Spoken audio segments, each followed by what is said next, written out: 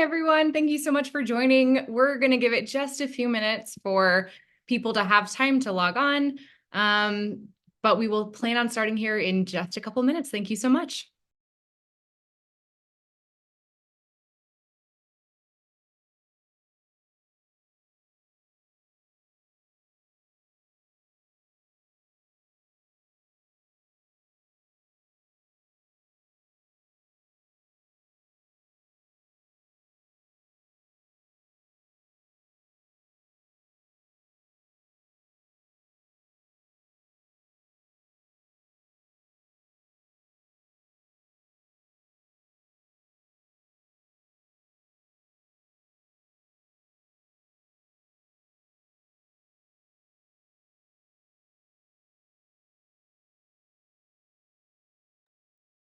Hey, if you're just joining us, we're going to go ahead and get started in about 2 more minutes, give folks a few more minutes to trickle in.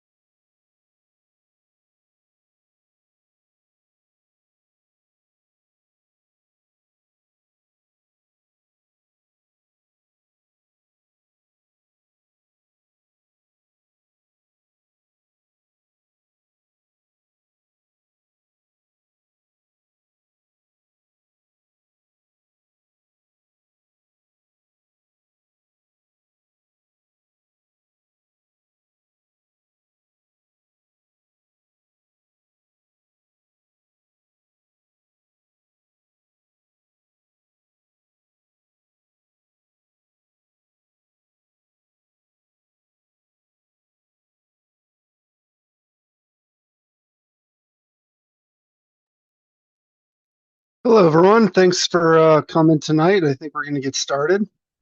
And just to start off, if we can go to the next slide, I'd like to just quickly go over options for subtitles and Spanish translation services. So if you would like subtitles, you can click the Show Captions button on the bottom.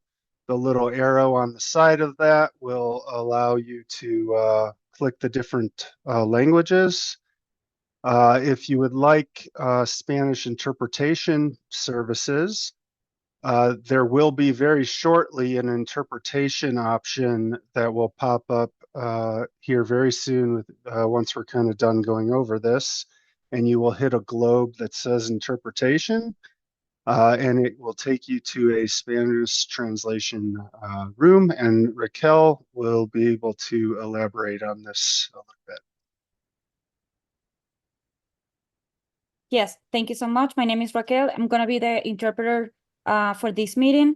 Disponemos de subtítulos automáticos en inglés. Si desea activar esta opción, haga clic en el botón Mostrar subtítulos en la parte inferior de la pantalla. Para activar esa opción, seleccione el icono del globo terráqueo en la parte inferior de la pantalla, seleccione Español y luego haga clic en la opción Silenciar el audio original.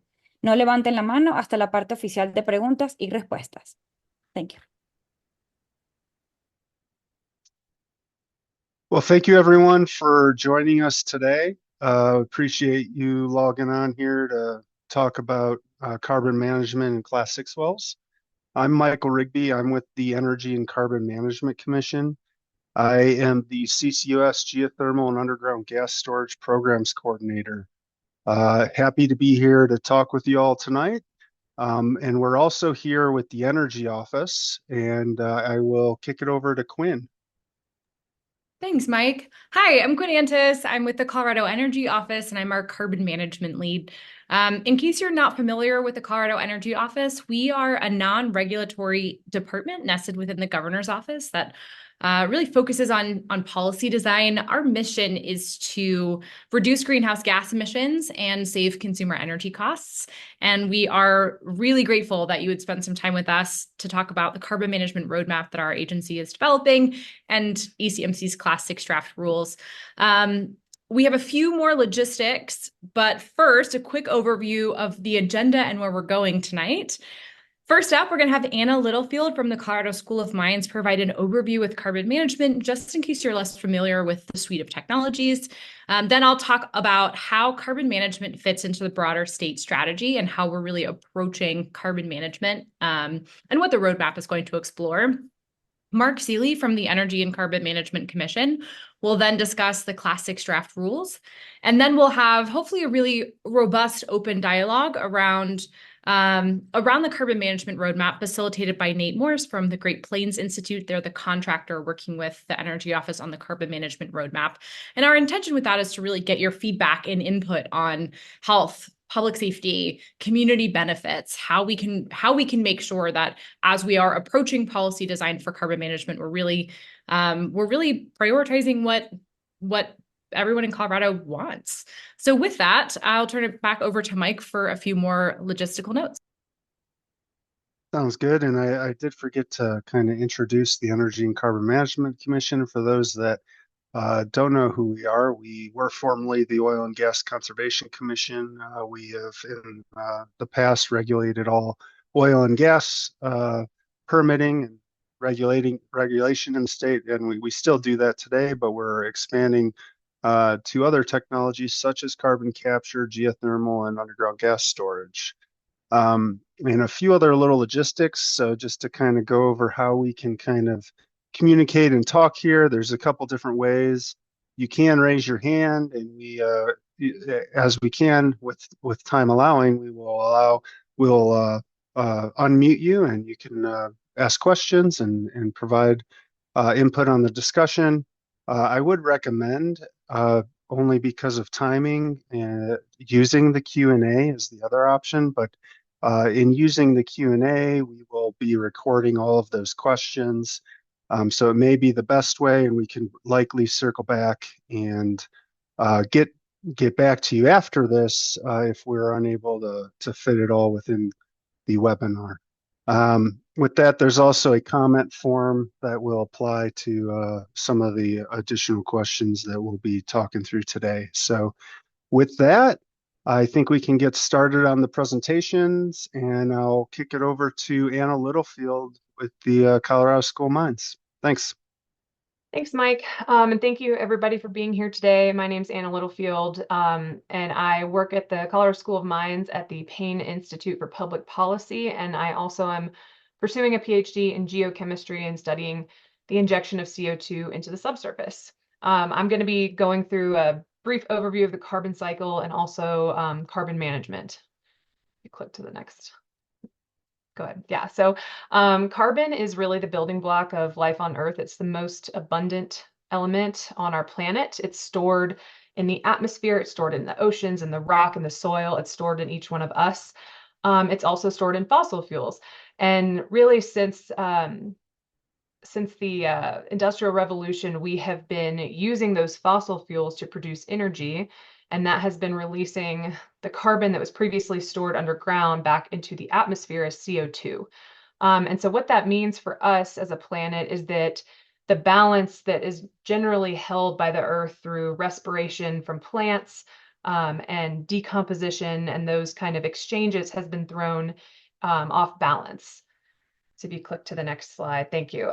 So the impact of our influence here on Earth so far has been negative in the grand scheme of things. CO2 is called a greenhouse gas because that's what it does. It behaves just like a greenhouse does. It lets solar radiation in, but it doesn't let that heat escape back out of our atmosphere. So we actually need CO2 in our atmosphere to keep heat on Earth, keep it hospitable enough for life to exist, but too much of that CO2 and we just don't release enough heat. We reflect it all back back to Earth, and we have abnormally high heat. So next slide. This is an issue and an urgent one at that. I think everybody on this call, if you are local to Colorado, you understand that we have temperature fluctuations that some would consider extreme. But looking at this graph on the left here, you can see that the temperature anomalies that have been recorded over the last 100 years have shown a very, very distinct trend over the last 30, and that has been mostly heat anomalies rather than any cold anomalies. So we know that the consequences of not addressing these rising temperatures will include extreme weather events. We think about fire risk here, rising sea levels. And what we can do to address this is reduce our greenhouse gas emissions, or GHG as it's shown here. So in addition to reducing emissions, we use a set of strategies we refer to as carbon management. We are an energy hungry society. I think everybody is pretty well aware of that. And one of the ways that we can reduce our emissions is by using technology and power generation that doesn't generate CO2 in the first place. And that includes things like geothermal and hydrogen, and then things that are more common around Colorado, like wind and solar energy. These technologies are really great and they're constantly evolving. And we are really lucky to have some companies that are doing big things in this space here in Colorado. But right now, these technologies are just not enough to meet the energy demand of our society, locally or globally, really. And so to bridge that gap, what we do is something called carbon management. And that's especially important for industries that themselves are difficult to fully decarbonize, which can be things beyond energy generation.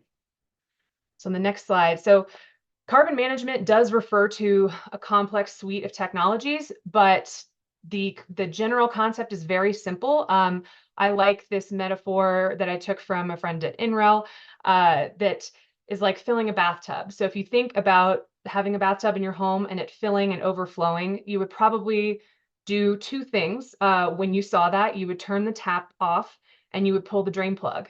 And let's say you wanted that bathtub half full. That's essentially what we're doing with carbon removal and emissions mitigation. So the next slide kind of shows that turning down the tap is, what we refer to as CO2 point capture. That can be trapping CO2 as it comes off of emitters like steel manufacturing, cement manufacturing, natural gas power facilities. And then the draining of the tub, that would be removing CO2 directly from the atmosphere. And once that CO2 is removed, we do have to transport it and store it somewhere. And we're going to talk a little bit more about that later. One of the ways that we can directly remove CO2 from the atmosphere is something called biocapture. And this is really an elegant suite of technologies, if you can even call them that, because they are really just enhancements of what the Earth does naturally. So obviously trees respirate and use CO2 in photosynthetic processes. So reforestation just refers to planting more trees and preserving mature forests. There are better practices in agricultural that can help soil capture more carbon that it does naturally and keep some of that carbon there. One of those ways is by adding biochar, which is an organic waste that can be used as an additive. Carbon mineralization, again, that's a natural process. Some minerals, some rocks tend to react with CO2 and trap that CO2 as a solid. And there's a lot of work going into how do we expedite that? How do we take advantage of that process and make it scalable? So these technologies are great. They unfortunately are also not quite enough to keep up with the demand of greenhouse gas removal or mitigation as we continue emitting CO2. So the next slide shows basically a schematic, a very simple diagram of what carbon capture and storage refers to. And this is generally some kind of industrial production or power facility that emits CO2. And that CO2 is captured on site and then transported, compressed, and then transported to an injection site where it's stored deep underground. Other polluting gases are captured as part of this, as well as particulate matter. So there are some local air quality impacts that are a real positive of this process. There is something called direct air capture that we're not going to get too much into, but that's another option for removing CO2 directly from the air. If you go to the next slide, this shows a little bit more about the storage facility or the storage container itself, and also the scale at which we're looking at injecting. So the CO2 will be transported to the storage site, and this is typically going to be over a mile underground in a very deep well. And this is going to be stored in a porous rock, so not in a giant underground cavern, but a sandstone or a limestone that's kind of shown here in the bottom right. So all that CO2 is going to be trapped inside the pores of that rock. Right now, the EPA issues permits for CO2 injection, that they have the regulatory authority. Mark Seeley is going to talk more about Class 6 permitting and what the state is doing there. But the regulations right now are extremely stringent to ensure that these storage facilities are safe and will store that CO2 permanently. So there are a lot of carbon management projects being planned and permitted nationwide, but also here in Colorado. We are fortunate to have a government that is encouraging these projects. We are also fortunate to be home to many companies that are innovating and really taking initiative in this space. I'm not going to walk through each of these projects, but there are some really exciting things happening. And as these projects and technologies progress, we understand that it's really important to communicate and involve local communities, and it's one of the big reasons why we're here tonight, because we want to hear from everyone that we can. Next slide. So I think it's an understatement to call climate change a collective problem. It truly is that in a global sense, and to address it, it's going to require significant collaboration. The impacts of climate change will be felt globally, but, you know, and as much as we talk about sea level rising, we in Colorado are not going to be immune from these changes. We have immense biodiversity here and really unique habitats, from the plains to the mountains, and even a couple degrees change can really negatively impact those habitats and the biodiversity that they have. So it's really critical that we work together on all the available tools to protect our communities and ways to address this energy transition. We know that not every project is going to be fit for every community, and that's why we really want to hear from you. So the last slide I have, I think, just essentially restates that we're here to hear from you. Colorado is committed to reducing emissions through clean technology and creating a positive impact. My co-presenters and everybody that's following me is going to talk about some of the recent policy support that's coming from the state. And essentially, we really want, above all else, your feedback and to hear what your concerns are. So I believe that the next slide will outline again the ways to ask questions. If you have questions for me, we have a few minutes. Please just be mindful that there are a lot of people on this call, and we want to keep the questions brief. You can raise your hand to ask one, or you can type the questions into the chat. So go ahead.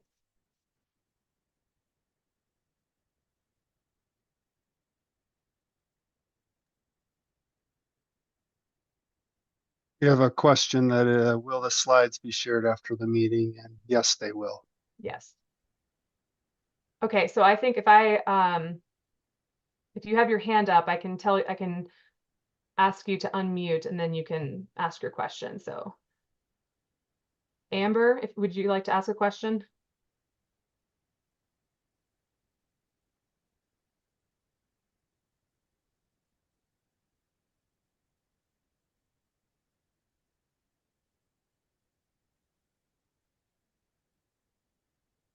I think that was the only hand I saw up. So if are you guys seeing hands up? The other panelists? No? Okay, great. So if there's no questions, I will turn it over to Quinn. I think we do have a question. And I'll read it for the ECMC folks. How will we ensure that CCS is not used as an excuse for operators to avoid plugging old oil and gas wells? Mike, I think that's you. Sure. So generally speaking, Class 6 wells require certain wellbore construction standards made of certain materials, and Mark will get into this a little later.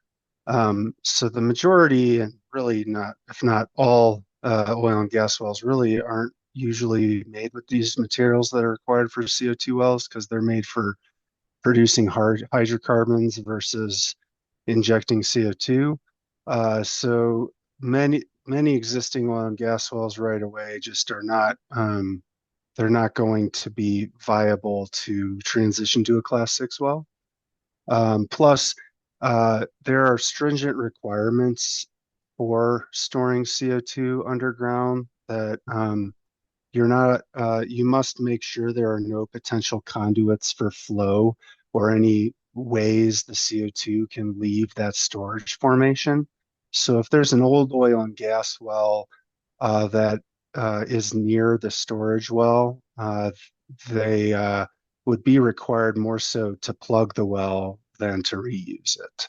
So there's essentially just regulations in place at the federal level that the state will also adopt that ensure that essentially old wells really won't be they very there's only a very rare case they could be utilized in the project, and that would be, let's say, to monitor uh, portions of the project. But even if they are used as a monitoring well, the operator has to prove that they are stable and up to Class 6 standards. I hope that answers your question. We've got another question. Can you speak to the ways the air emissions from some of the equipment used will be minimized, including pre-production equipment during drilling? Mike or Mark? Can you repeat the question, Quinn? Absolutely. Can you speak to the ways the air emissions from some of the equipment used will be minimized, including pre-production equipment during drilling?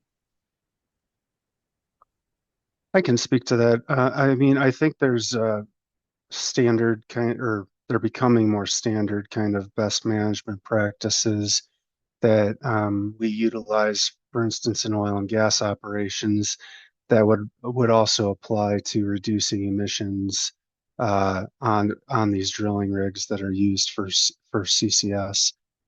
So somewhat kind of standard strategies. They can vary from using specific types of engines that are lower emissions to when available, electrifying some of the equipment.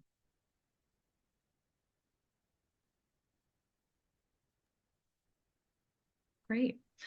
We have another question. How can we ensure that CCS is not another name for enhanced oil recovery? I can answer this one. Enhanced oil recovery is statutorily excluded from funding from the carbon management roadmap. So when we're looking at what we will be pursuing in the carbon management roadmap, enhanced oil recovery is not something that the state will be providing any funding, financial support for. And with that too, I'll just flag that the state in the carbon management roadmap is looking at everything from reforestation to a lot of biomass-based solutions, and some of the more industrial carbon capture processes. But I'll speak to that in just a few slides too. But just wanted to flag that that's really not a focus for us. I would like to add to that, Quinn, that Class 6 wells are not enhanced recovery oil recovery wells. They're strictly wells for storing carbon permanently outside of producing oil. So these regulations we're developing, and as Quinn stated, the roadmap is legally separate, or at least the regulations are legally separate from enhanced oil recovery wells.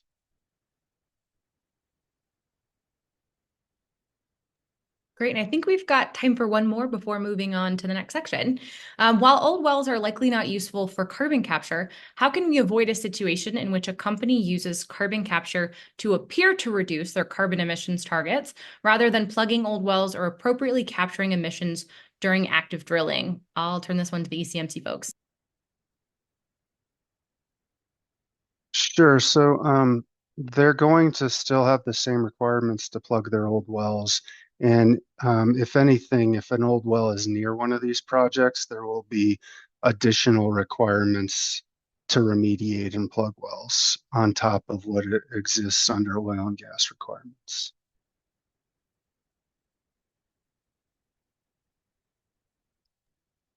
Great. With that, I will speak for just a couple minutes. I really want to put some of this into context. I think some of the questions we've been getting so far have been great, and hopefully we can answer them further in the next couple sections. But to kick us off, that's me, we can skip that one. Want to really talk about how Colorado has been approaching carbon management in the past and talk about the broader context within which we are creating this roadmap. So Colorado has legal greenhouse gas emissions reductions requirements. So we are going to be net zero by 2050. And so the state is in the process of determining how do we do that. So our greenhouse gas pollution reduction roadmap has been a plan, a guide that the Energy Office has worked on in partnership with a lot of other agencies to determine what are the best ways for us to reach those targets. In February of this year, we released the 2.0 version of this roadmap, of this plan. And so if you take a look at this chart, the stars at the bottom are our emissions reductions targets, and that green line, or our near-term actions, highlights where are we projected to be based on all of the current policies in place, regulations, incentives, all of the work that the state is currently doing. How close to meeting those targets are we projected to be? And we are, I would say the modeling was pretty conservative for this. And with that, we're pretty close on 2025 and 2030. But as you look out more towards 2040, 2050, there's a bit of a delta. So next slide, please. So I want to highlight that the state is primarily working to reduce emissions through transitioning to renewable energy, electrifying transportation, buildings, and industry. That is the lion's share of how we will reach our targets. But given that with everything that we've been able to plan out in the last few years, there's still a delta. We do anticipate that carbon management will play a small but important role in helping us meet our goals, particularly for two main things: hard to decarbonize industrial processes. So for example, do you know what the number 2 most widely used substance on Earth is after water? It's cement. And even just looking around the building I'm in, there's cement all around me. Cement is really widely used, and yet we don't know how to produce it without generating carbon dioxide.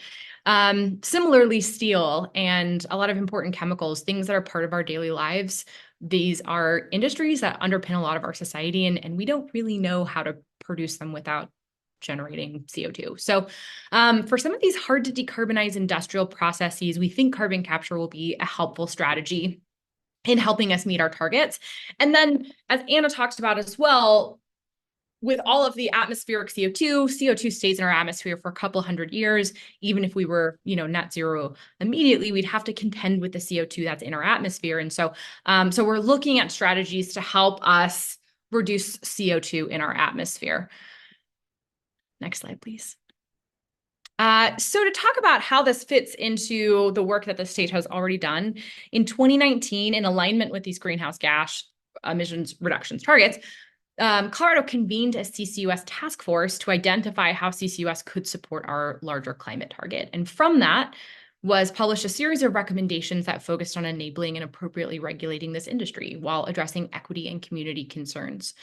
And in the process, Colorado's oil and gas regulator changed its name to the Energy and Carbon Management Commission, ECMC, many of whom are on this call today, really underscoring how much of a shift this is for our state and how important we think these technologies will likely be, and wanted to also make sure that that we were in a position to strongly put guardrails around carbon management. So ECMC has been developing the Class 6 application and draft rules, which they will go over in just a few minutes.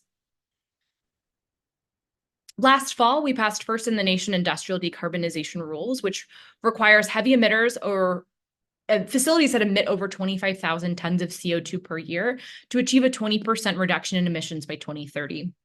And carbon capture, carbon management projects are an eligible compliance pathway.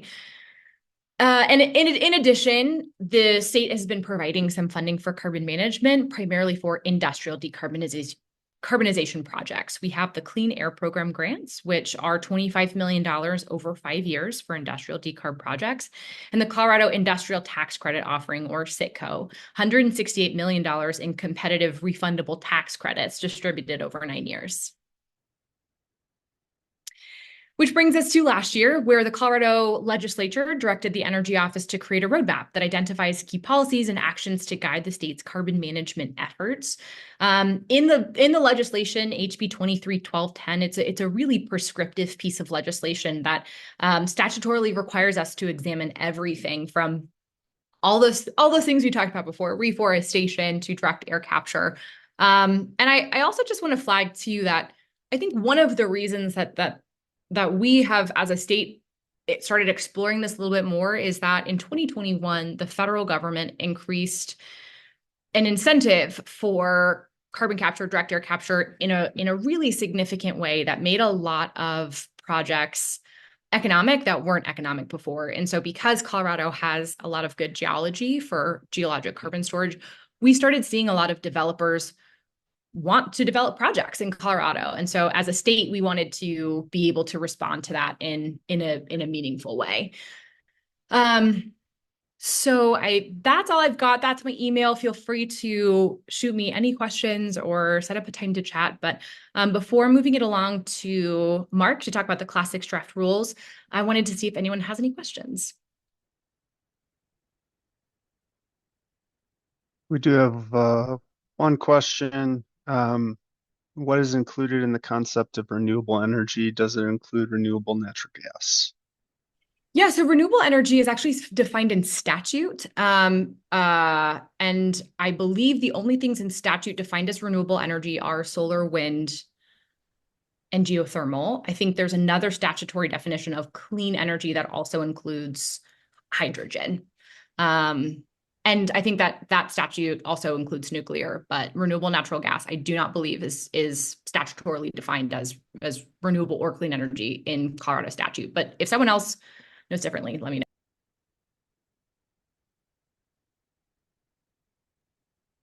I will say maybe just one thing to add to that as well. The state, the Energy Office commissioned a study because we also have a target of reaching 100% renewable energy by 2040. That's one of Governor Poles' priorities. We commissioned a study done earlier this year to identify how do we do that. And the least cost pathway is with 98.5% solar and wind with probably less storage than you might guess. We'll obviously have to plan for a little bit more of a buffer than 1.5%, but we anticipate that 1.5% will probably be geothermal and a little bit of hydrogen.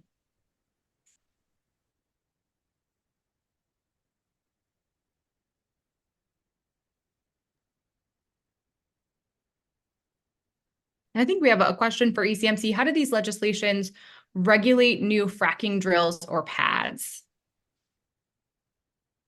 I'll answer that real quick. Okay. Actually, go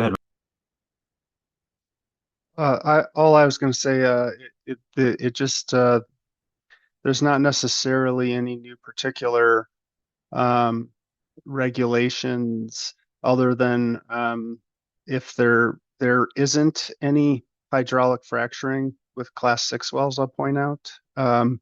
That's not allowed by the federal regulations for Class 6 wells. So hydraulic fracturing won't be involved in these wells. As far as drilling, very similar kind of regulations to protect the environment, wildlife, and communities. And Mark will go further into the additional regulations for Class 6 here in this next talk for communities and pertaining to Class 6, but as far as environmental protections and wildlife, they are somewhat similar to the our oil and gas regulations. But Class 6 proposed regulations that we released last week, Mark will go into more detail on how they kind of differ and go beyond in certain ways.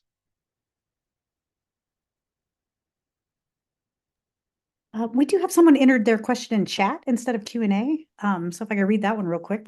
Has CCS ever been economically successful at scale? It's so expensive and doesn't seem to be contained as long as expected. So why pump so much money into a failed technology when it has so many negative environmental consequences?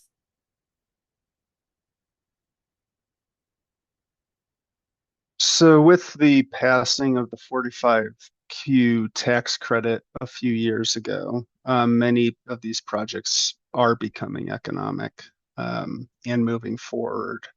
It has moved forward in other states throughout the country are already actively injecting in projects, as well as other countries internationally have projects that have been going for anywhere from 15 to 20 years, storing carbon. So there are viable projects. There are more becoming viable with the tax credits from the federal government. So I do think the economics have changed a bit, especially with the tax credit. I'll just I don't add know if anyone else has to add. Quinn, sorry.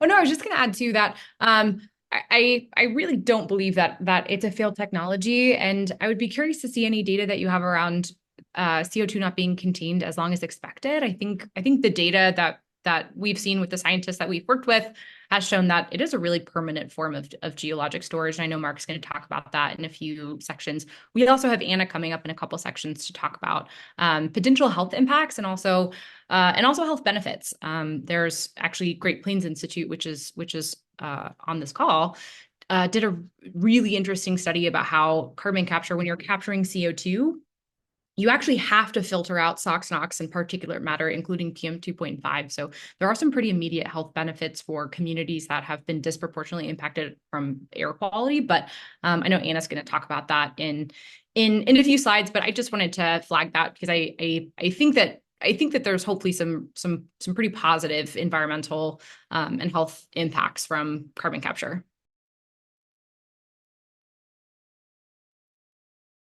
Mark, do you want to take it away? Sure, sounds great. I appreciate that. Next slide, please. My name is Mark Seeley. I want to point out that I'm a third generational native of Colorado, with my first kind of ancestor immigrating from Austria to Trinidad, Colorado back in 1901. I grew up on the Front Range of Metro Denver, attended the University of Colorado with an environmental studies degree, and then my industry experience. I've spent nearly 20 years in the energy industry, working in projects, primarily in Colorado, but also Wyoming and Utah. And really, I'm bringing all of this to say that I am Coloradan. I will be Coloradan. My kids live here.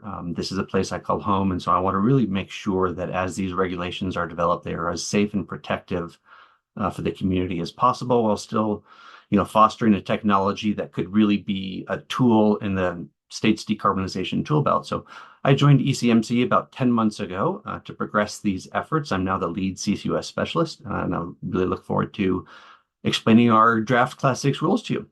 Next slide. As you've already met, my colleague Mike Rigby. Thank you. So again, why are we here today? We're here today because we have drafted Class 6 or regulations for carbon dioxide storage wells. Our initial draft rules were published last Wednesday on July 10th. They are available on our website, and I'll show you where you can access those in a little bit. We really want to inform the public about our process, what led to here, share resources on CCS and storage wells, and really convey, opportunities for your feedback and participation in the rulemaking. We are at a great time to really have a high impact influence between now and the end of the year. So just look forward to from hearing from everybody. Next slide, please. So what is a Class 6 well? A Class 6 well is used to inject carbon dioxide into deep underground geologic formations for long-term storage. Why do we need Class 6, or the main goal of Class 6 regulations are to ensure that the construction, operation, and maintenance of these activities or these projects are done in a safe and protective manner. You may be asking yourself, why do we need special regulations around carbon dioxide injection wells? And I'm going to give you 3 examples or reasons why. The first one is buoyancy.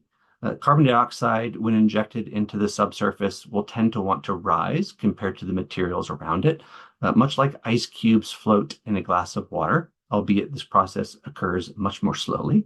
The second one is corrosivity. Imagine storing things in containers at home. some things you store are harmless, like water, while other things, like strong cleaning chemicals, can be corrosive and they might even damage the container they're stored in.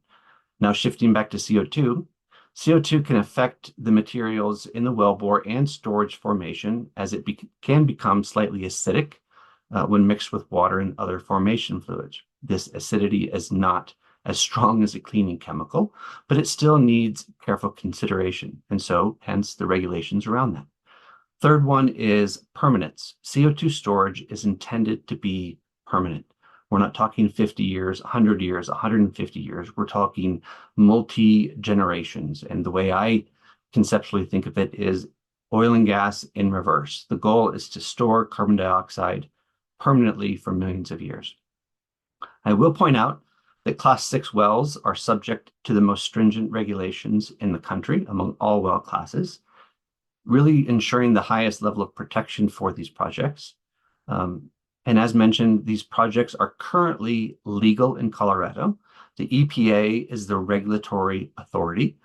Colorado would like to be the primary regulatory authority going forward, which means that we need to establish regulations that are at least as stringent as the EPA, and then we're able to apply for primacy. And I'll talk more about that in a bit. Next slide.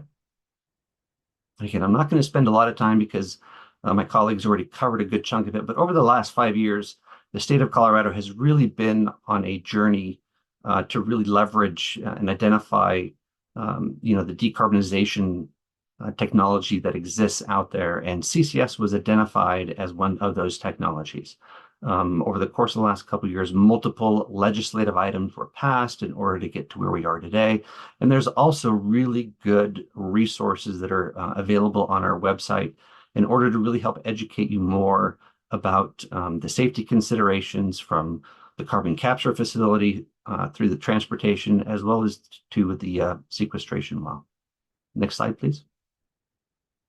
Here is our website where you can find that information. Go to ECMC, look under the library tab, and then there's a geothermal, CCS, and then underground natural gas storage is what UNGS is. Next slide. Okay, so let's dive into more specifics and explore the details. To start, it's important to emphasize that our Class 6 regulations will be built on the foundation of the EPA federal regulations. As I mentioned, in order for Colorado to be the primary regulatory authority over these wells going forward, our regulations need to match and mirror the EPA regulations. We cannot be less stringent in any category or our primacy application will be denied. So every I needs to be dotted and every T needs to be crossed. Think of the EPA regulations as a technical blueprint for operating and storage wells safe and effectively. Or said another way, they are the how of CO2 storage. The state laws add a little more emphasis on the where and who by establishing more robust guidelines for surface siting, as well as involving local communities and stakeholders, as well as proximate and relevant stakeholders in the process. As I mentioned earlier, that Class 6 wells, go back real quick, please. Sorry. As I mentioned, Class 6 wells are the most heavily regulated well class in the country. And if you add the Colorado regulations on top of that, I think arguably we will have the strictest regulations in the country. Next slide, please. Now we're going to peel back and go a little deeper into the regulations, and we're going to use a cup of water and ice analogy. Imagine that we have a container and we want to actually put water or CO2 in it. Before we start putting ice cubes in it, we need to make sure that we have the right cup. We need to make sure the cup doesn't have any cracks or weak spots that could let the water or CO2 leak out. So we need all the information on faults and fractures. Next, we need to know the cup is made of strong and non-corrosive material that won't break down when it comes into contact with CO2. So information on the injection zone is required to confirm this. Also, we need to make sure that that water or ice does not leak. So therefore, we need a very strong impermeable lid or a confining zone. So we need to make sure that that confining zone is secure enough to stop the migration of CO2.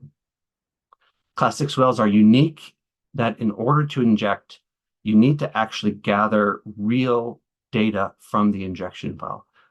In order to get an authorization to permit at the end of the day, we require cores of these zones as well as actual samples of the fluid and material, again, to make sure that the CO2 being injected and the models being developed are going to behave as expected.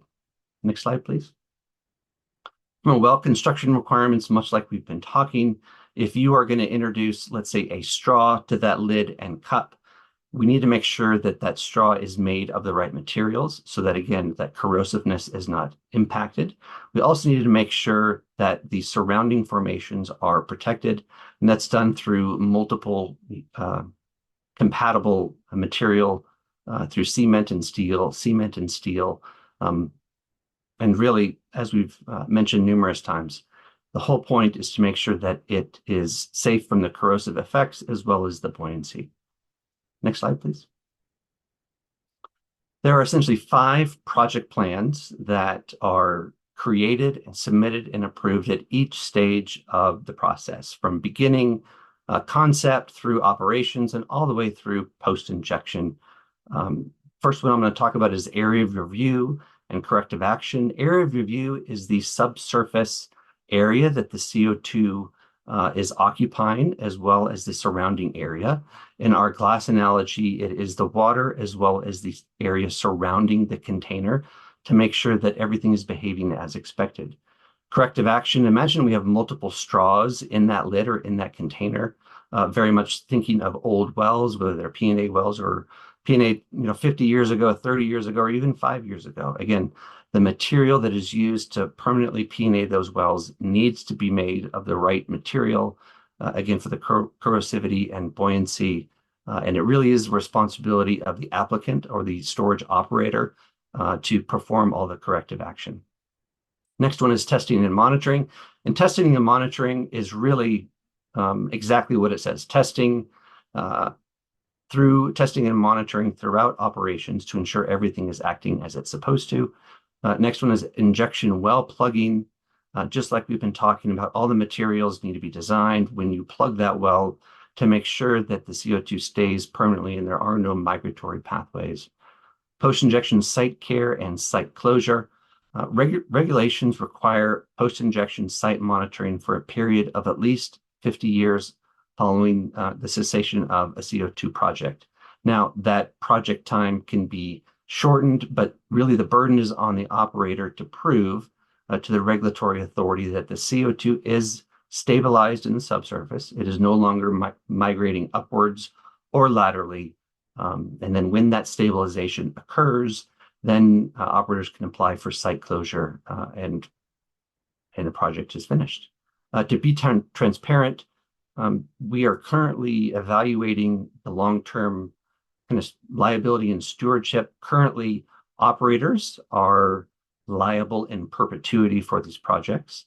That makes a lot of sense thinking about an operator being here next year, in 5 years, in 10 years. But when we're thinking about the permanence of these projects being multi-generational, there may be a need for a safety net that could underpin in case or in the unlikely event that something were to occur.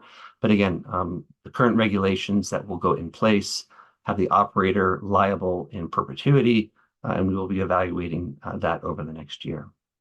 Next plan is emergency and remedial response.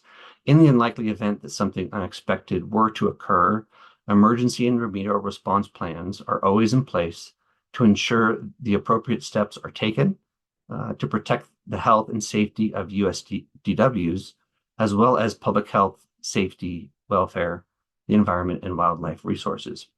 And on that note, I also want to indicate that these operations require significant financial assurance in the unlikely event that something negative were to occur, and we're talking tens of millions of dollars. Next slide, please. Moving into Colorado, specific regulations that are in addition to the federal regulations. Our draft regulations outline what relevant parties need to be notified and or consulted as part of the project application process. Essentially, stakeholders that could be impacted by the construction and operation of the project are notified based on the working pad, and these include building owners, tenants, businesses, and schools, among others. Also, the area of review, and again, that is the area of the subsurface where the CO2 is located, as well as the area immediately surrounding it. Notifications will include potential mineral owners, storage estate owners, and of course, first responder agencies in the unlikely and unexpected event if something were to occur. Next slide, please. And finally, there are strict regulations to evaluate alternative location analysis, as well as cumulative impact analysis, very similar to oil and gas. And we have additional environmental justice principles built into the regulations. If a project were to occur within a half mile of a disproportionately impacted community, applicants will need to perform and submit a community outreach plan. And at the end of the day, the project cannot have a net negative cumulative impact on a DI community, or it will be denied by the commission. Next slide, please.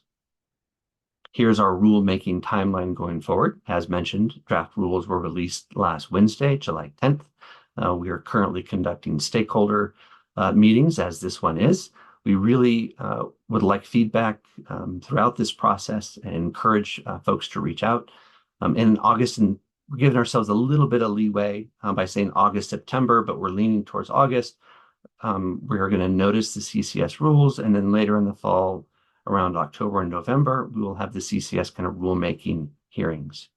And then shortly thereafter that, more than likely beginning of 2025, we will apply for Class 6 primacy.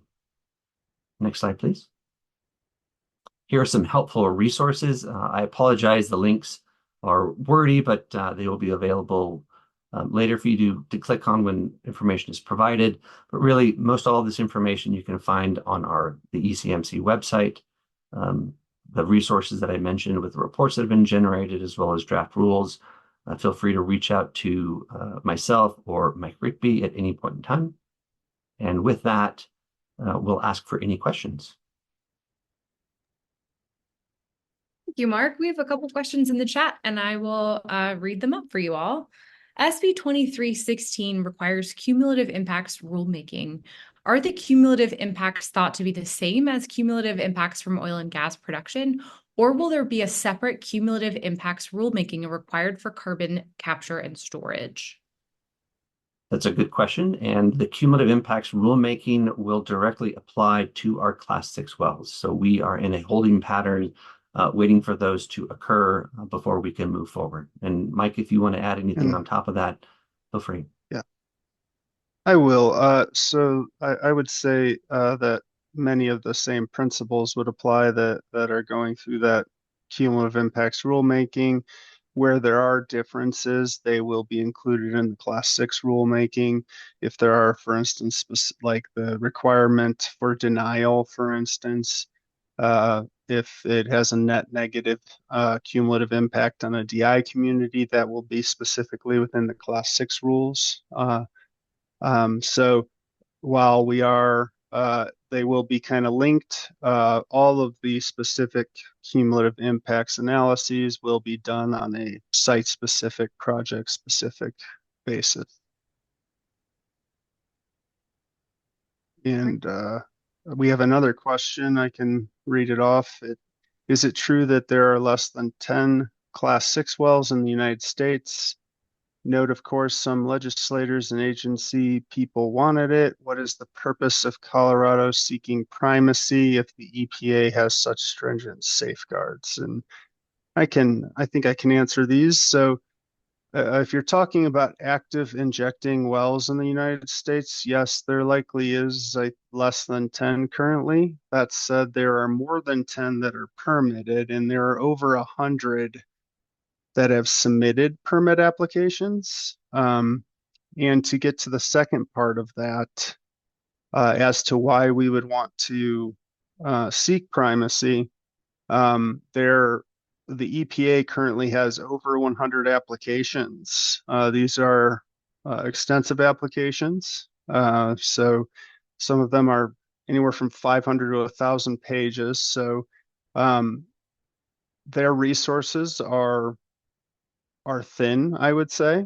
And then secondly, these additional requirements that Mark was stating that apply in our state statutes, the EPA does not need to abide by our state statutes. They will stick to their program, and they will not incorporate our state requirements, whereas an authority through the ECMC will do the additional state regulations, and we can apply and we can give more resources to the program than the EPA would.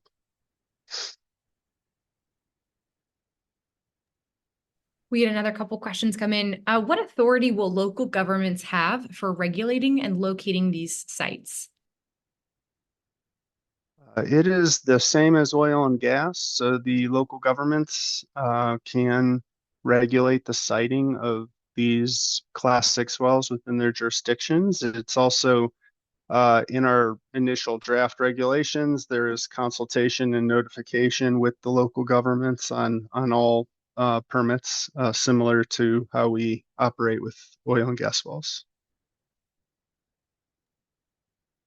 And how long do you anticipate EPA will take to approve the Colorado Class 6 program? So it's somewhat of a guess. They do claim to be getting quicker. On the quickest time frame we could possibly imagine, if everything went very smoothly, it would be still about a year. But that would be on the low end. So I would say the answer to that is at least a year.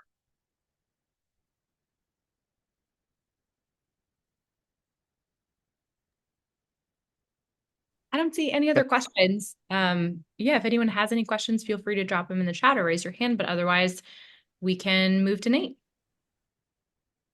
I Great, think we got thanks, another question. Oh, perfect. I can read this out. If community members must give input into the potential impacts of each project, this could overburden communities that will be located near multiple projects. Would community members be reimbursed for the time required to give input, and/or has there been any consideration for doing a regional cumulative impact analysis that would avoid overburdening communities?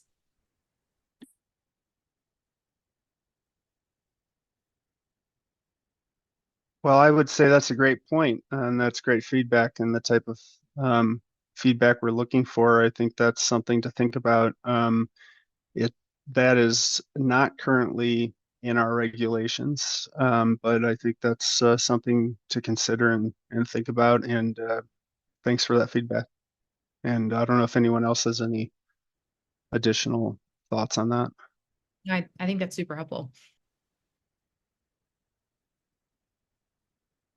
I think I will say real quick, one of the questions we've gotten when we've met with people is, how many wells do we think there will actually be? And while it's difficult to project, it really is a function in the amount of emissions that we have as a state. And Colorado is even though we're trying to decarbonize and reduce our emissions to net zero compared to other states, we don't have as many emissions. And so I think if we're talking wells, think tens of wells versus thousands of wells. And so there will definitely be activity in the state, but it's not nearly going to be to the same level as oil and gas activity in the state.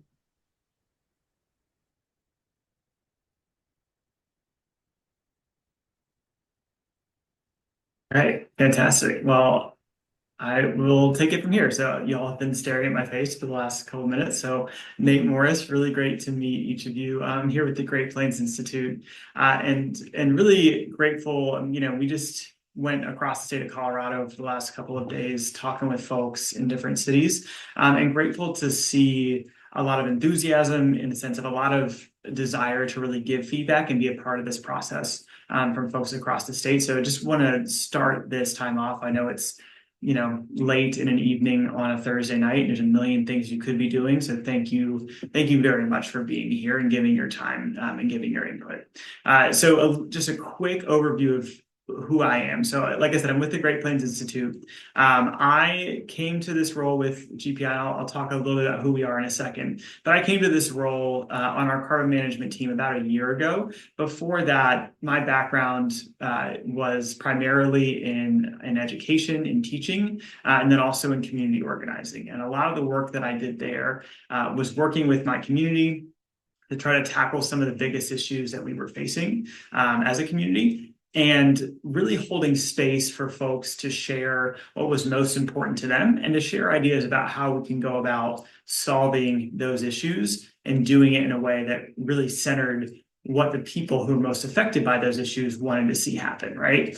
And so that's what brings us right to this moment. As the state is building out the roadmap that Quinn walked us through earlier for carbon management, we want to ensure that your voices are a part of this conversation, that your voices help to drive what we're talking about, what the roadmap entails. That you don't need to go all the way. You can go back a couple slides. It's great. Sorry, Anya. We want to ensure that, thank you, that your voice is centered in this process, right? So this is going to be, largely a time for you to provide thoughts, ideas, feedback on a few specific things. So before I get into that, let me run through who GPI is, the Great Plains Institute. So we are a nonpartisan, nonprofit organization, right? We are dedicated and have been for the last 25 years to building out and supporting communities and states and building out energy policy and technology that is going to advance us toward net zero carbon emissions by 2050. We share that same goal with the state of Colorado and states across this country. We want to ensure that we're doing that to benefit each other and benefit communities across the state. You can go to the next slide. Thanks so much. Because we know, right, that this is a problem we have to solve together. As Quinn has mentioned, I think earlier, and Anna mentioned this as well, there are a myriad of ways in which we need to tackle the issue of greenhouse gas emissions and tackle the issue of climate change. And so our team, I'm a member of the carbon management team, but we have teams that also focus on renewables, teams that focus on electrification, teams that focus on transportation. So we as an organization, just like the state of Colorado, recognize that this is a multi-pronged approach that we have to take. And so today we're here to talk about the carbon management piece of that approach and to talk about the roadmap and get your thoughts on what, as the state looks ahead to implementing these projects and creating these guidelines, what should be included in that. So you can go to the next slide. So let's start. We're going to talk about 3 different topics tonight, and I'll kind of give a brief overview of each one, and then we're just going to hold time and space for you to either in the chat or the Q&A, or if you want to raise your hand and we can call on you one by one to lend your thoughts and ideas, right? This will be feel a little bit different than maybe a free-flowing dialogue would if we were in person, but want to ensure that we're able to bring as much of your thoughts and ideas into the conversation as we can. So we're going to talk about health impacts, right? We're going to talk about public safety, and then we're also going to be sure that we're talking about community benefits and community engagement, right? So this is sort of the 3 buckets that we're going to go through tonight. So we're going to start with health impacts. And as we do, I'll pause here for a second because I know we've had conversations, we've talked to folks. One of the questions we've had each time is, what are some potential health impacts of carbon management, right? What does that look like, benefits and detriments? So I want to pause and kick it over to Anna to kind of give a very brief overview of what that looks like. And then I'll jump into the question. Yeah, thanks, Nate. We think, I think as everybody has said tonight, we think the risks of negative health or environmental impacts are extremely low. But this is an industrial process, and as with any industrial process, there are risks. So to kind of walk you through from capture, transportation to storage, the capture facility, we're capturing CO2, we're also capturing other pollutants, so there is a net positive impact to local air quality. The liquid referred to as an amine solution is most commonly used to capture CO2, and liquids can spill. Why, again, we think that is highly unlikely, but that would be the biggest risk at the capture site. Once captured, CO2 is most commonly transported through pipelines, and those pipelines are high pressure, and transporting anything under pressure involves risk. CO2 pipelines historically actually have the lowest incident rate compared to other types of pipelines. But concentrated CO2 is heavy, and in confined low-lying areas, it can pose the risk of suffocation. So that would be the biggest risk involved with the transportation component. Leakage of CO2 from an underground storage container, again, highly unlikely. But from a geochemical standpoint, the biggest risk would be contamination of drinking water. The research that I do and the research in this area has shown that it would take a really catastrophic, a really enormous leak of CO2 to actually impact a shallow drinking water aquifer. So if that were to happen and it was somehow missed by the many other sensors that are downhole that would have picked up a pressure anomaly, if that happens and CO2 is actually able to acidify the aquifer before the natural conditions of the aquifer were able to return its equilibrium, and if the aquifer also contains heavy metals in the rock itself, and some dissolution occurs, then there is a risk of contamination of heavy metals in the drinking water. But again, this is highly unlikely, and it would be a localized impact. And included in the permitting process is a mitigation plan that would address these impacts and how we would clean up that aquifer. So I think mostly that covers from capture to storage, and hopefully gives everyone a better idea of some of the risks. Awesome. Thank you so much, Anna. I appreciate that. So here's the question that we've been posing to folks over the last several weeks, right? What are your concerns regarding health impacts of carbon management projects? And what actions do you want to see from the state related to safeguarding health and safety? So at the bottom, you're going to see just a couple of examples of things that we have heard from individuals since we've been doing these community meetings, right? So folks have said they want to make sure that we're capturing data from sites, making it transparent, publicly accessible, and increasing state staffing and resources to enhance accountability. Those are some ideas we've had. We've also had folks talk about ensuring that communities who are in proximity to carbon management projects are informed about health and safety risks before any projects are developed. That's another idea folks have had. So on each of these questions, each of these slides, you'll see those examples. They're just a launching point. They're here to just kind of help prime the conversation. If you want to build on those, please do. If you want to kind of add something that's completely different from that, please do, right?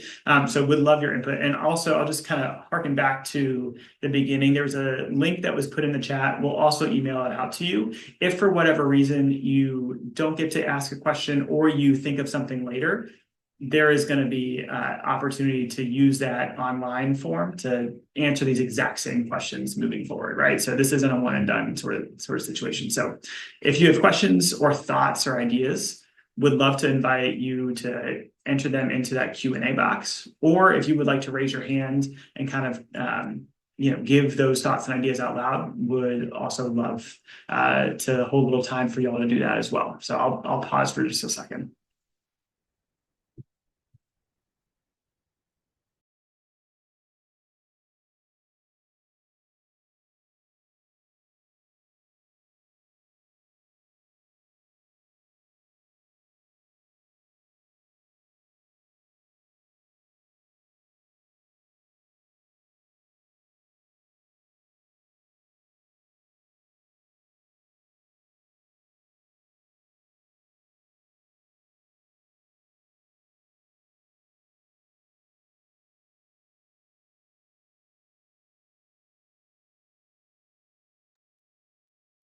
Okay, like I said, if something comes to you at a later point. Oh, I see, Catherine, you threw a question in the chat, so thank you so much for that. Okay, so you're talking about the way in which the state is moving forward on carbon capture quickly, and you're concerned about considering limiting production.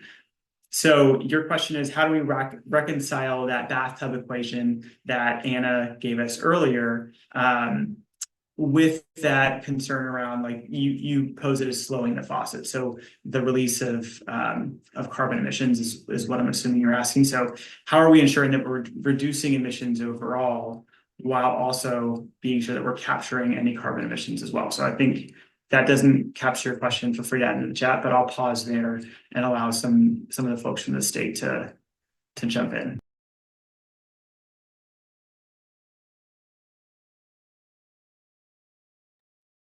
Yeah, I'll just jump in on that.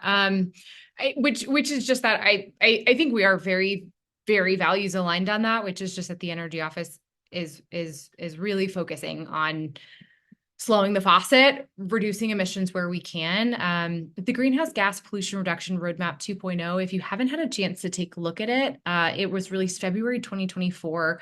It's on the Energy Office website, and I can pull that link and drop it in the chat. It does outline all of the slow the faucet techniques. How are we reducing emissions from all of our major sources, from transportation, from buildings? And there are some, I would say, some hopefully really robust and progressive, aggressive tactics in there so that we can do as much as we can to decarbonize. The Energy Office is really focused on how can this help us with the pieces of emissions that we're really not sure how to decarbonize. Yeah, thank you very much for that question, Catherine. Appreciate it. There are other questions or thoughts or ideas that folks would like to add in here? If not, I'm more than happy to move into the next one. And if stuff comes up, feel free to come back to it. Oh, Emily asked a question. So, sorry, I'm reading through it, Emily, in real time. So pause for a second. You said wells and processes have been compared to oil and gas production.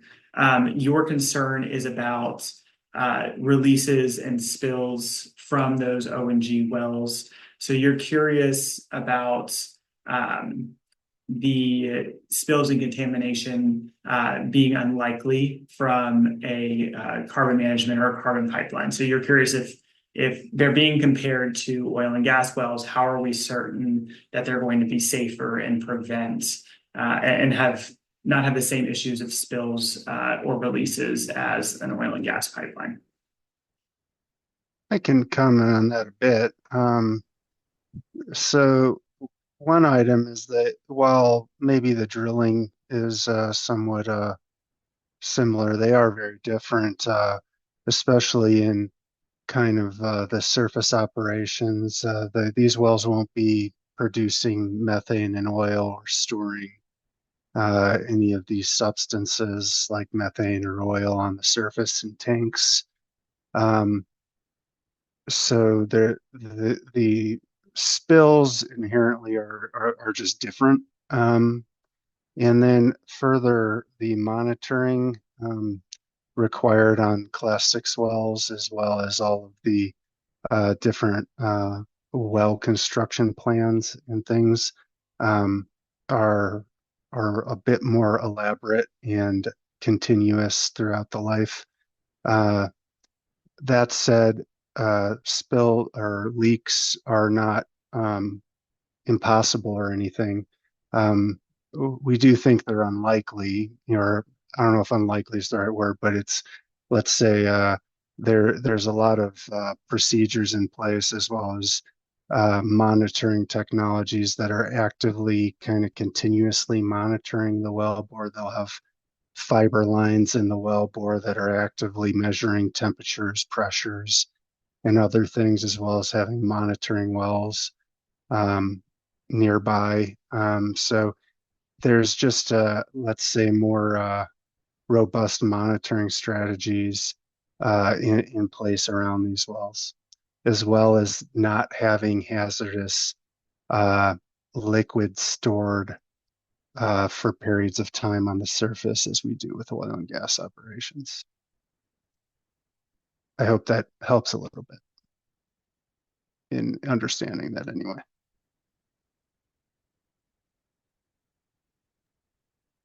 Okay, great. We have one more question. I do just want to quickly note a housekeeping thing. I appreciate the folks that were dropping questions into the chat directly to us. If you could use the Q&A thing, I think that would be great. There are a few reasons why. One, because when you use the Q&A and we answer it, everybody can see the question, so we'll make sure everybody's able to see what you're asking. And then two, it captures it for us later. So just that housekeeping piece. So sorry if there was confusion around that. So thank you. So we have another question here in the chat.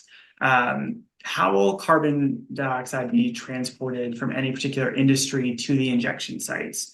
what vehicles will be used, and if so, will they be required if what vehicles will be used, and if so, will they be required to be EV powered to minimize local air quality impacts? Will a pipeline be required? Like, what does that process look like for that transportation piece? I can take this one. So it's going to be project specific. There could be some projects where the point source or the capture site is co-located with the storage site, and in that case, there won't be really much transport. I would say that's maybe a rare case, but that could happen, and that would likely be the scenario. Let's say um, or a direct air capture facility, because those facilities can they have flexibility in where they could be put versus point sources that are already where they are. So if there is transport required, pipelines are the most likely transport of the fluid. There is times when, let's say, if it's for certain projects that may be truck or rail is being explored for some projects, and it may make sense. The majority of projects will likely use a pipeline if it is collecting from a point source and going to a well. It would be more impactful to continuously truck that back and forth versus setting up a pipeline to continuously pipe that. So that would be the likely scenarios anyway. And was there any other aspects to that question? As far as EV powered vehicles, I think that's a good suggestion. It's not, like I said, the trucking is unlikely for most projects.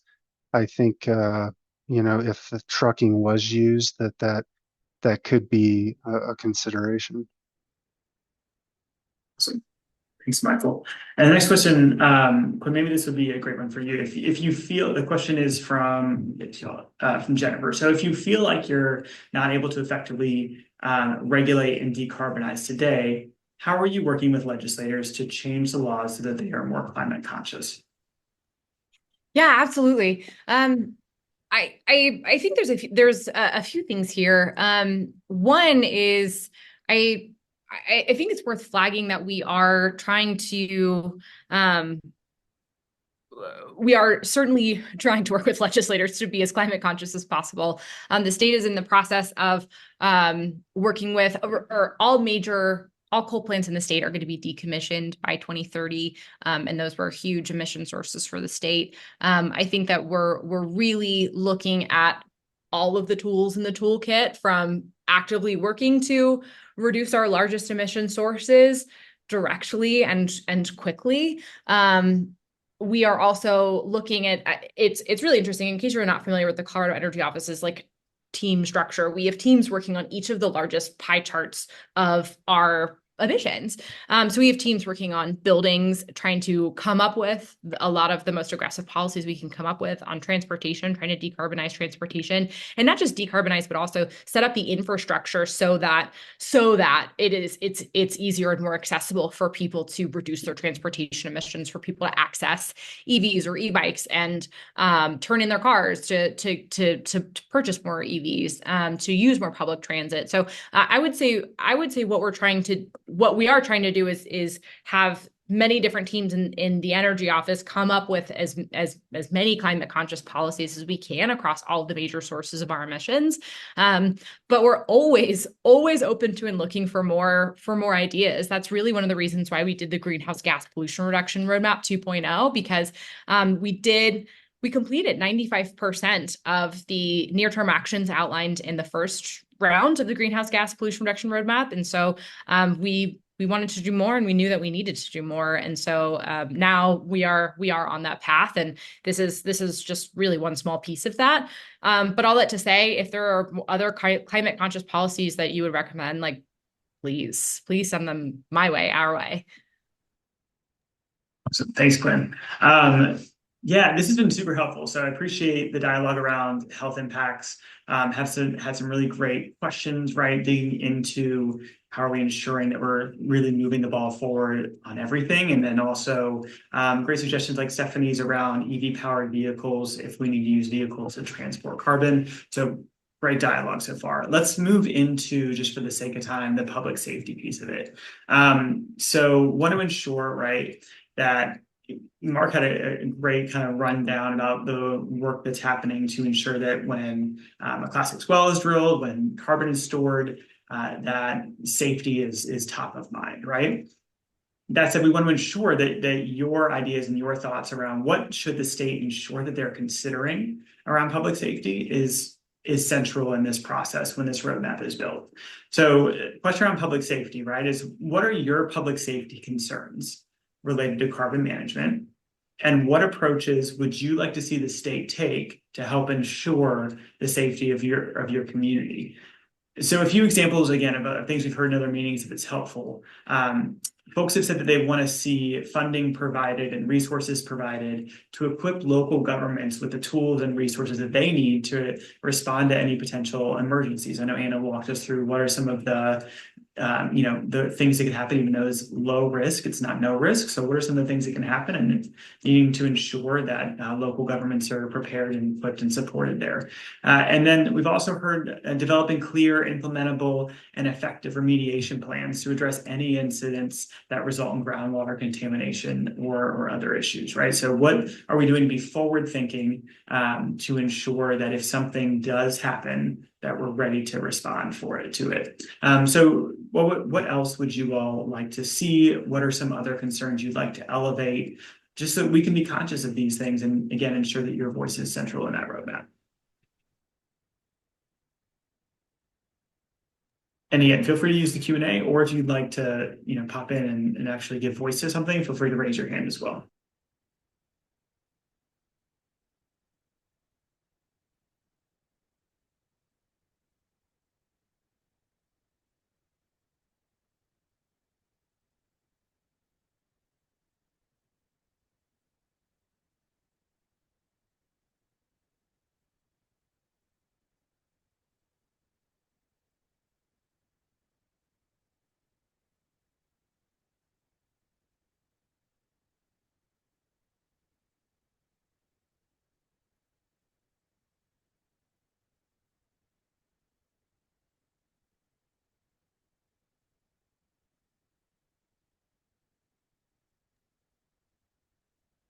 Very long pause as people essentially type your thoughts into the chat, but want to ensure that we're not pressing forward too quick.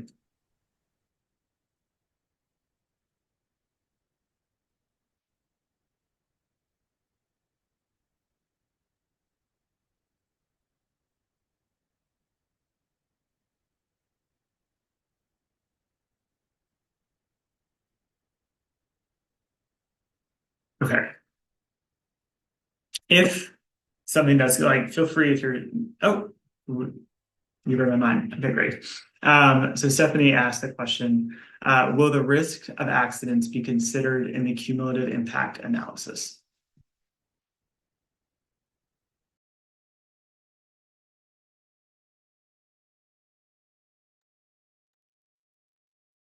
I am unsure of that. That's a great flag and something we can definitely take back. I don't know the answer. The cumulative impacts analysis is rulemaking is ongoing, and these rules are obviously just initially released. I think that can be a consideration. So thanks for flagging. Yeah, absolutely. Thank you for that, Stephanie. And those are the sorts of things that are really helpful to ensure that as the rulemaking for the Class 6 wells, as well as the roadmap that we're working on GPI side, that we're able to be very conscientious about what you all want to see is covered and is top of mind. Thank you for that. Other questions or concerns?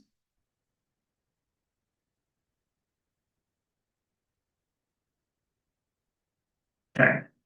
If it arises, this is as soon as I start to transition, somebody drops a great question, so I love it. So Jennifer asked the question, fracking specifically is documented to produce negative impacts on essential human biological systems, lungs, heart, brain, reproductive organs, and harm both physical and emotional safety. So you would like to see any fracking banned within 5 miles of homes and schools. It's a great suggestion and would also open up to state folks to add any color or any additional insight into that concern. The only comment is hydraulic fracturing is not really, it's not allowed in Class 6 wells per federal regulations. So it will not be allowed in a Class 6 well here in Colorado either. And I guess just to add a little more color as to why, I mean, as I talked about the container and wanting to make sure that there are no faults and fractures, or at least we know where they are and that they're mitigated, the last thing that we want to occur in these is inducing additional faults and fractures, because again, you're potentially introducing leakage pathways for CO2, which is why it's against regulations to do that. Great, thank y'all for the added context. Okay. If you do still have a question about public safety, drop it in the chat. I'll stop what I'm doing and come back to it. So no worries if you're still thinking or typing. And like I said, if something does come up later, you will have access to that online form where you can answer these questions later, add more detail, send it to your friends who maybe weren't able to join tonight that want to add their thoughts to. We'd love to get all feedback we can. Okay, yeah, want to go to the next slide, that'd be great.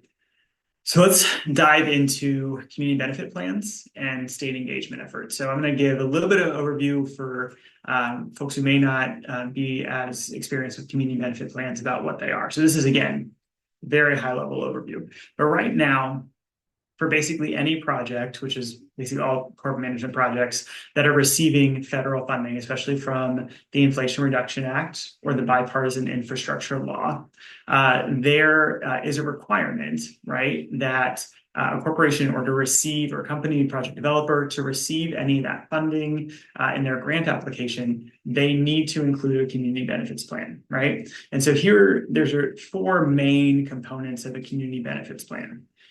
One, meaningful community and labor engagement, right? So making sure that folks are, community members are part of the conversation and part of the process and deeply engaged in that planning process. 2, ensuring that the plan invests in America's workforce. So specifically, career trainings and ensuring that high quality jobs are available to communities where a project is planned to be sited.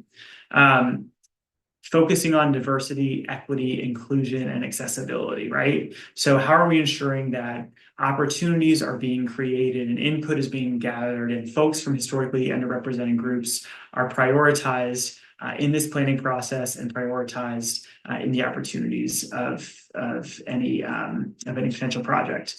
And then adhering to the Justice 40 initiative, right? Which says that we're going to set clear, measurable, time-bound goals so that disadvantaged communities are receiving at least 40% of the benefits from a project.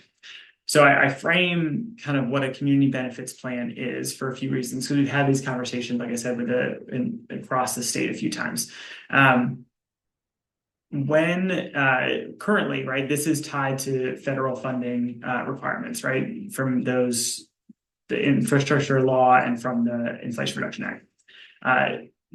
What does it mean for you all? 2 things: to ensure that the state, is it something that you want to see that the state continues or builds on this requirement from the federal government, right? If anything shifts at a federal level or beyond the current scope of that funding, is there something that you want to see the state maintain in this process? And then additionally, what does a community benefit mean to you? Like, what does that mean for your community? What benefits would you want to see from a carbon management project potentially being cited? How would you want to be included in that? So we can go to the next slide.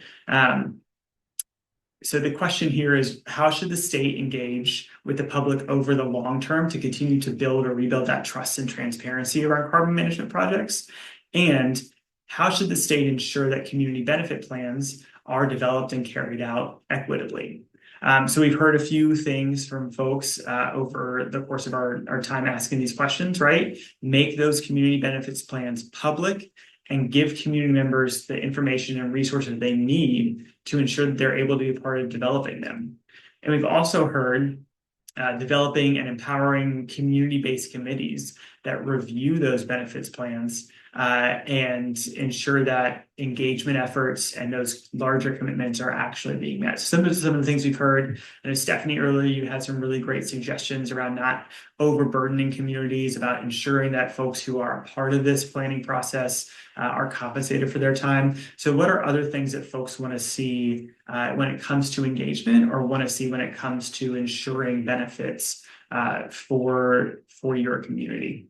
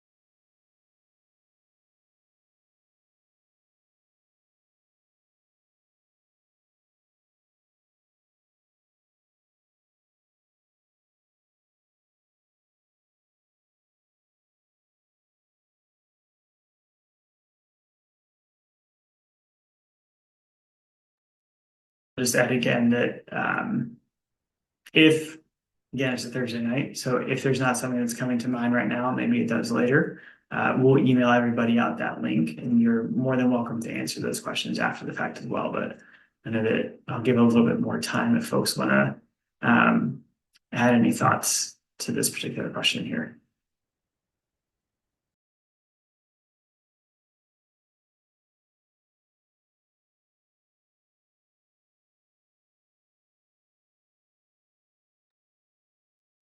Also pose sort of a similar vein question, right? Like, what would, in the same vein, what would you want to ensure is happening in your community if a carbon management project is sited there, right? What are some of the things that you would want to ensure that the state is doing, or that requirements or statutes require a project developer to do in your community when it comes to developing a project, citing a project, and ensuring that the community is the focus of that effort?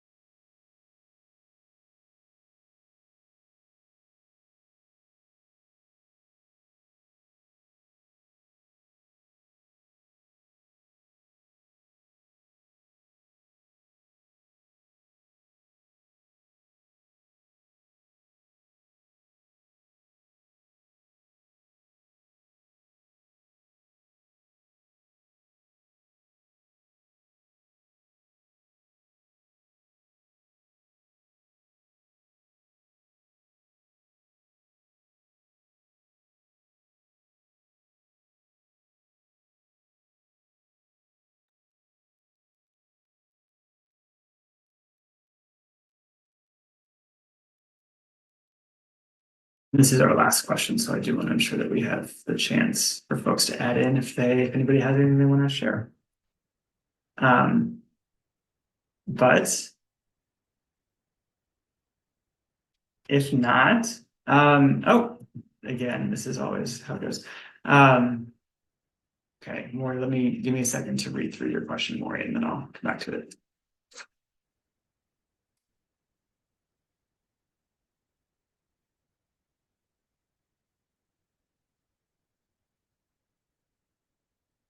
I think, Maury, your specific question is around pricing and around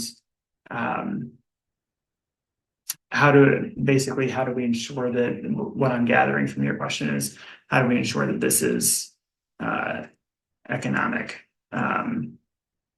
the cost benefit analysis of it all. So I think that's a great thing to keep in mind on the state's end of ensuring that this is something that for the long term is economic. So I appreciate that, and feel free to. We've got so many questions now. This is great. So feel free to, if there's any state folks that want to add some more color to Maury's question, great. If not, I think that's a great point to be sure that we're cognizant of the long-term economic viability of projects. Yeah, I'll just jump in on that one really fast, which is, I think that I just want to underscore per some of the math that you were including in there, Maury, that we are definitely not looking at only doing carbon management. I think this is a pretty small part of the state's overall strategy. So the intention is that we will be able to get hopefully the vast majority of the way towards our net zero targets with reducing our emissions from other sectors and other actions. But yeah, thank you for the flag. And Catherine had another question about re-emphasizing, excuse me, the importance of considering limiting production. Catherine, my presumption is, if I'm incorrect, tell me that you're referring to oil and gas production as a major source of state greenhouse gas emissions whenever they're consumed. So you're just, again, I think, and we've kind of touched on this before with the push for renewables and the push for ensuring that we're decarbonizing, but just re-emphasizing the need for that to, or the desire on Catherine's end for that to be a very strong and central component of this work to moving toward net zero. Yeah, I'll just say +1 with you. want to reduce emissions as much as possible, and hopefully this can be a helpful strategy in us getting the last that's really hard to decarbonize, and also helping us deal with atmospheric emissions that will just be up there for a couple hundred years. So hopefully there's some value and there's some help for us as a state within that, but agree that our number one focus is on limiting emissions in the first place. Yeah, and just to emphasize that point, Quinn, too, I know that you mentioned in your presentation the piece around carbon management being integral in those hard to decarbonize spaces, right? So like cement and other things, as that technology evolves to try and ensure that emissions can be reduced in the production of those things, how are we in the interim also ensuring that we're reducing emissions from those processes using the carbon management and carbon capture process? Great. Okay, Stephanie has some good questions about costs and benefits again. So Stephanie's questions are, who will pay for the costs of developing the infrastructure required for this new ecosystem? Who will pay for the costs of the process itself, meaning paying to capture the carbon emissions? Who pays for the costs of ongoing enforcement, inspections, evaluations of the results of that carbon capture? And will the cost be borne solely by the producers of carbon emissions, like industry and oil and gas? Or will any part of those costs in that process be subsidized by taxpayers? It's a great question. Yeah, I can jump in on this one too, and we'll save space for the ECMC folks as well. But one of the reasons that we are doing this work, pursuing privacy and also building out this roadmap, is because these projects have started just already happening in our state. So right now, those costs of developing infrastructure are being borne by private producers and operators, in part subsidized by the federal government tax credits that were issued in 2021. So there are a lot of projects that are economic for the first time in a pretty significant way. And so we want to respond to that and make sure that we have the appropriate regulations and policies in place. I will say that one thing that's come up very consistently across community meetings is a desire for added enforcement and monitoring. And so I anticipate that there will be some state resources for that. But that is really, I think, a response to a desire from community members to have to have more enforcement, to be able to make sure that that we are keeping an eye on things. One thing I'll say though is the ECMC was recently selected for a $1.9 million award to help with that enforcement. So that those additional resources are coming from the federal government and not from Colorado taxpayers. And I just lost your question. Is it the answer section at the bottom? Oh, great. Thank you. Yeah. Yeah, I think that was most of it, but I'll turn it over to ECMC. I think you hit most of that, Quinn. The operators are the ones initially putting in this infrastructure, paying for it, with help from the federal government, either grants or tax credits. As far as going into that enforcement inspections, like Quinn said, we got awarded nearly $2 million from the federal government to support the implementation of and development of our Class 6 program. That money will go towards these types of things that once we have primacy. There are strategies that other states have evaluated that charge the operators of these facilities a administrative fee for permitting, as well as maybe a per ton injection fee to allow to help run state regulatory inspections and things of that sort. We are evaluating these types of strategies in the state as part of this process, and we'll continue to think about it. So there's definitely things other states have done to help with the funding and take the burden away from any taxpayers and make a more sustainable program funded by the operators. I'll just And I like, think one, sorry, go ahead, Mark. I was just saying one more thing that I'll add on that we're currently looking at and evaluating before the rules become final is essentially the permitting fees that will go to the regulator. These permit applications are very complex and very robust. The ones we've seen out there are 1,000 pages or more, and so a lot of other states have put in kind of a time and material or a time and cost that it takes them to evaluate a permit, and that's what they charge the permitter. And so we're currently looking at whether that's the right solution or what it looks like in order to, again, make sure that time is being compensated, because there is a lot of complexity and resources required to evaluate and eventually approve these.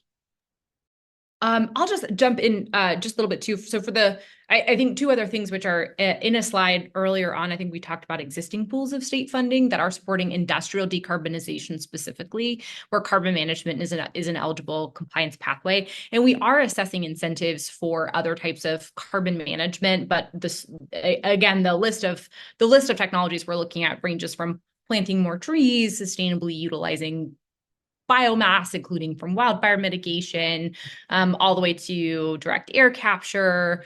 So I would say those are on the table for the roadmap. And one of the things that we're trying to do is assess, what do people want? How are our communities thinking about that? So just wanted to add that context too. Great. Thank y'all. Thank y'all. And thank you, Stephanie, for those questions. I see no other questions in the Q&A box. I will give a little bit more of a pause in case anybody has anything else they want to add in.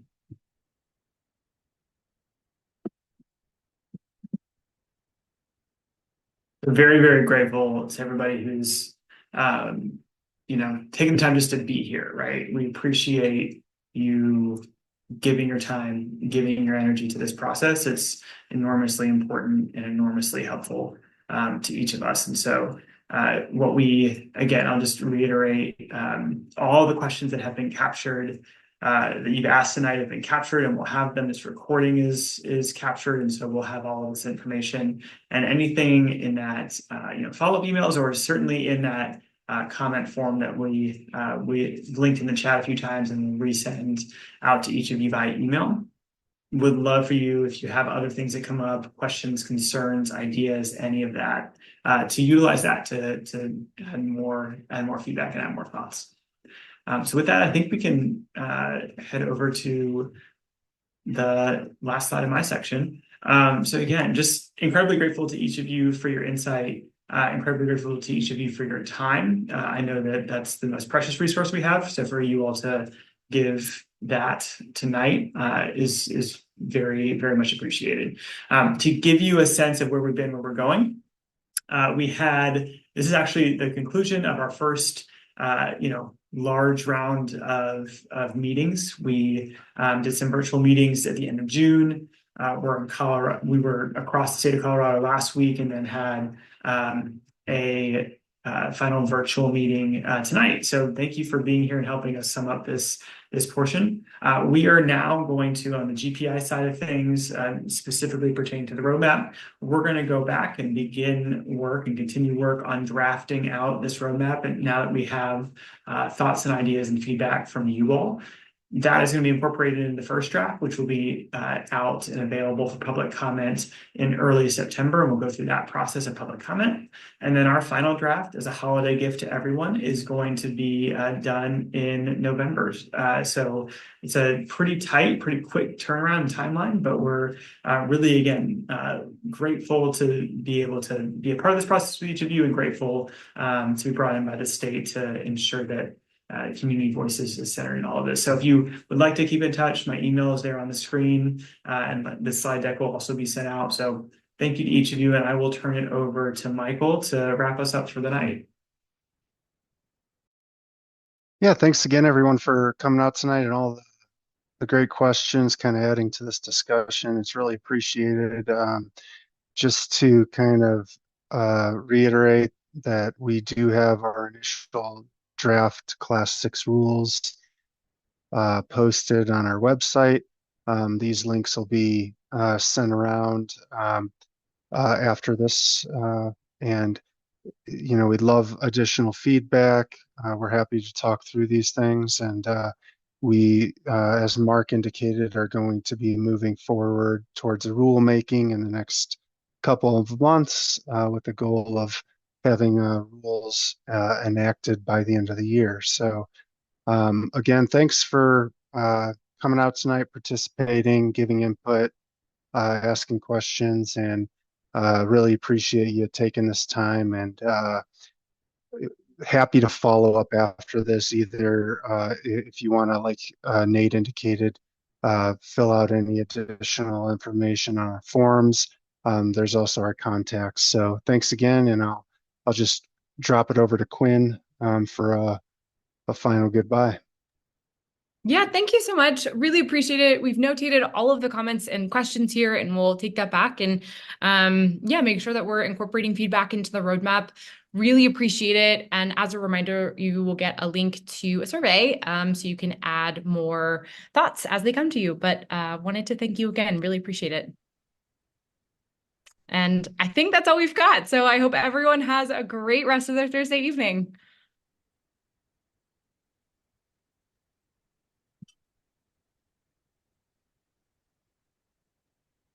Thanks, y'all.